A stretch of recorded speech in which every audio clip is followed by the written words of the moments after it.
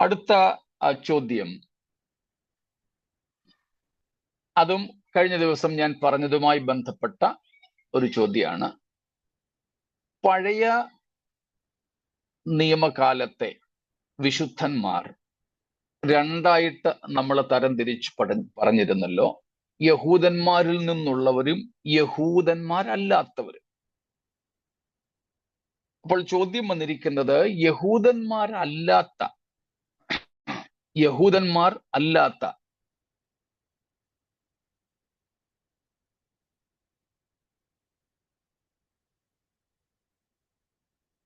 വിശുദ്ധന്മാർ എന്ന് പറയുന്നവർ, അല്ലെങ്കിൽ ജാതികളിൽ നിന്നുള്ളവർ, അവർ വിഗ്രഹാരാധികൾ അല്ലെങ്കിൽ ബഹുദൈവ വിശ്വാസികൾ ആയിരുന്നിരിക്കില്ലേ?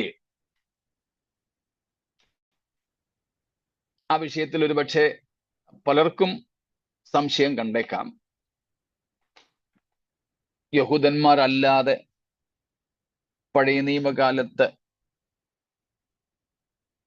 ജാതികളായിരുന്നവർക്ക് രക്ഷിക്കപ്പെടുക എന്ന് പറയുമ്പോൾ ഇന്നത്തെ പോലത്തെ അർത്ഥമല്ല, ദൈവത്തോടു കൂടെ ആയിരിക്കാൻ വിശുദ്ധന്മാരുടെ ഗണത്തിൽപ്പെടുവാൻ സാധ്യതയുണ്ടോ? ഉണ്ട്. തിരുവെഴുത്തിൽ തന്നെ നമുക്ക് തെളിവുകൾ ഉണ്ടല്ലോ. പഴയ നിയമത്തിൽ യഹൂദന്മാർ അല്ലെങ്കിൽ ഇസ്രായേലിന്റെ തുടക്കം അബ്രഹാം, ഇസഹാക്ക്, യാക്കോബ് തുടങ്ങി ഇങ്ങോട്ടാണ്. അബ്രഹാമിനെ ദൈവം വിളിച്ചപ്പോഴും അവർ വിഗ്രഹാരാധികൾ ആയിരുന്നു എന്ന് തിരുവെഴുത്ത് പറയുന്നു. വിഗ്രഹാരാധികളായിരുന്നു. നദിക്ക് അക്കരെ യോശുവയും ഇസ്രായേൽ മക്കളോട് പറയുമ്പോൾ പറയുന്നുണ്ട്, നദിക്ക് അക്കരെ നിങ്ങളുടെ പിതാക്കന്മാർ സേവിച്ച ദൈവങ്ങളെ നിങ്ങൾക്ക് വേണമെങ്കിൽ സേവിക്കാം. അപ്പോൾ അബ്രഹാമിന് മുമ്പ് ദൈവം ഇസ്രായേൽ എന്നൊരു ജാതിയെ അബ്രഹാമിന്റെ വിളിയിലൂടെ രൂപപ്പെടുത്തുന്നതിന് മുമ്പ് ദൈവഭക്തന്മാർ ഉണ്ടായിരുന്നുവോ?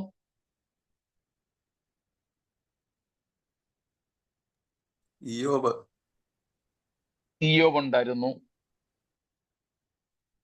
നോഹ അല്ലെങ്കിൽ ഹാബേൽ തുടങ്ങി അബ്രഹാം വരെയുള്ള ഹാനോക്ക് ഉൾപ്പെടെ, നോഹ ഉൾപ്പെടെ വിശുദ്ധന്മാരുണ്ടായിരുന്നു. അപ്പോൾ യഹൂദന്മാർക്ക് മുമ്പ് വിശുദ്ധന്മാരുണ്ടായിരുന്നു.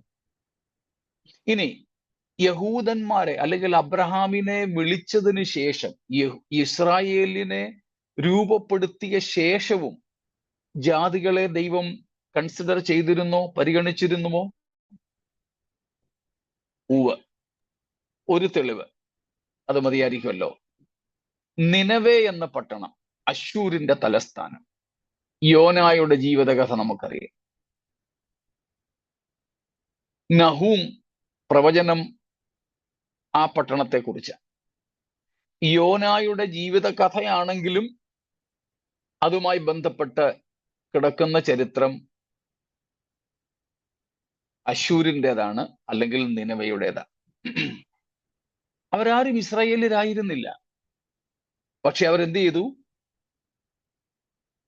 ദൈവം വചനം അല്ലെങ്കിൽ പ്രവചനം കേട്ട് മാനസാന്തരപ്പെട്ടു, ദുർമാർഗങ്ങളെ വിട്ടുതിരിഞ്ഞു, ദൈവം അവരെ കൈക്കൊണ്ടു. അവർക്ക് വരുത്തുമെന്ന് ദൈവം അരുളി ചെയ്ത വിപത്തിൽ നിന്ന് ദൈവം പിന്തിരിഞ്ഞു. അങ്ങനെ ധാരാളം. അപ്പോൾ യഹൂദന്മാരല്ലാതെ ഇസ്രായേൽ ജാതിയുടെ രൂപീകരണത്തിന് മുമ്പോ അതിനുശേഷമോ ഉണ്ടായിരുന്ന ദൈവം സ്വീകരിച്ച അന്യജാതിക്കാർ, വിഗ്രഹാരാധികളോ ബഹുദൈവ വിശ്വാസികളോ മുമ്പായിരുന്നിരിക്കാം. പക്ഷേ ദൈവം അവരോടുള്ള ഇടപെടൽ നടത്തിയ അനന്തരം അവർ ദൈവ വഴികളിലേക്ക് തിരിഞ്ഞു എന്നുള്ളത് നമുക്ക് മനസ്സിലാക്കാം. അതിൽ ചിലർ റാഹബിനെ പോലെയോ അല്ലെങ്കിൽ രൂത്തിനെ പോലെയോ ഒക്കെ ഉള്ളവർ യഹൂദ മതാനുസാരികൾ ആയിത്തീർന്നിരിക്കാം. യഹൂദ മതത്തിലേക്ക് അവര്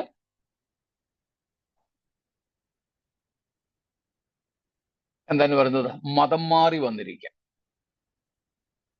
അല്ലാതെയുമുള്ളവർ ഉണ്ടായിരുന്നു. അതുകൊണ്ട് അവർ യഹൂദരല്ലാതിരുന്നു എന്നതുകൊണ്ട് ബഹുദൈവ വിശ്വാസികളോ വിഗ്രഹാരാധികളോ ആയിരിക്കണമെന്ന് നിർബന്ധമില്ല. അങ്ങനെയുള്ള വ്യക്തികളെയും കുടുംബങ്ങളെയും ജാതികളെയും ദൈവം സ്വീകരിച്ചിരുന്നതായി തിരുവെടുത്ത് തന്നെ പഠിപ്പിക്കുന്നു. അതിൽ പുതിയ നിയമത്തിൽ നമ്മൾ കണ്ടതായിരുന്നു കൊർന്നല്യോസിന്റെ കാര്യം.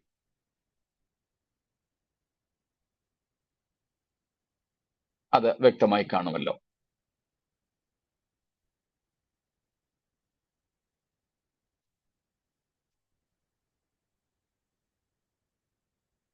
എങ്കിൽ അടുത്തതിലേക്ക് പോകാം.